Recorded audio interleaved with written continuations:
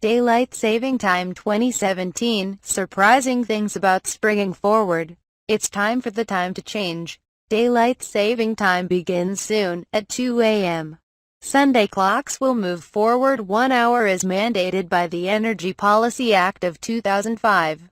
Some will gripe about losing an hour of sleep, while others are excited about the extra hour of daylight in the afternoons that DST affords.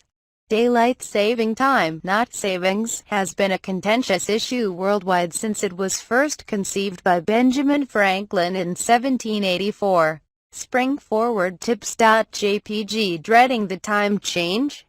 Here are a few tips to make it a bit easier.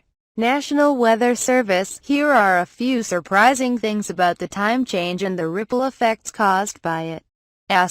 Railroads helped start more uniform time zones in the U.S., voting in 1883 to adopt a standard time. Before railroad time, cities used to set their own time, leading to confusion, especially when traveling. At one time there were 100 railroad time zones in the U.S. alone. Although the railroads adopted standard time in 1883, it was not made the law of the land in the U.S.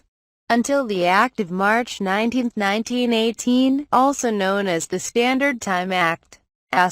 Daylight saving time came and went in the 20th century but was used year-round from 1942 until 1945. As of 2007. Daylight time begins in the United States on the second Sunday in March and ends on the first Sunday in November.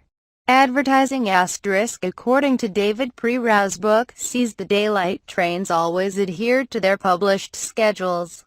So when it's time to fall back, all Amtrak trains that are running on time stop in their tracks and wait an hour before resuming. When it's time to spring forward, the trains automatically fall behind schedule at 2 a.m. but just have to do their best to make up the lost time. Reuters reported that a psychology journal in December published results showing that federal judges handed out sentences that were on average 5% longer the day after daylight saving time began than those given out 1 week before or after.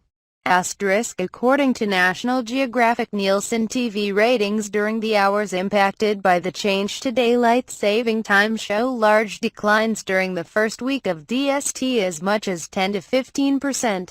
Even for popular shows. A study by Hardee's fast food chain estimated that ending DST would increase sales by $880 a week per store. A 2015 report by the Brookings Institution found that, on the first day of daylight saving time, robbery rates fall by an average of 7%. Canada experimented with double daylight saving time in 1988 and set clocks ahead by 2 hours at one time in order to capitalize on the long hours of sunlight in the northern latitudes. DST didn't stick, however. Even Antarctica, where there is no daylight in the southern hemisphere winter and a stretch of 24-hour daylight in the summer, observes DST at some of its research stations in order to keep the same time as suppliers in Chile or New Zealand. As late as 1965, the observation of DST was still not uniform across the U.S. According to National Geographic, in Minnesota, St. Paul was on one time, Minneapolis was on a different time, and Duluth was on Wisconsin time. There was even a Minneapolis office building in which the different floors of the building were observing different time zones because they were the offices of different counties. In the Northern Hemisphere, daylight has been increasing since the December solstice. Daylight will continue to increase until the summer solstice, which falls on June 20th at 11:24 p.m. CDT.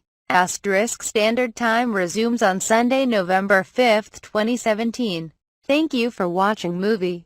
Please like and subscribe to support us.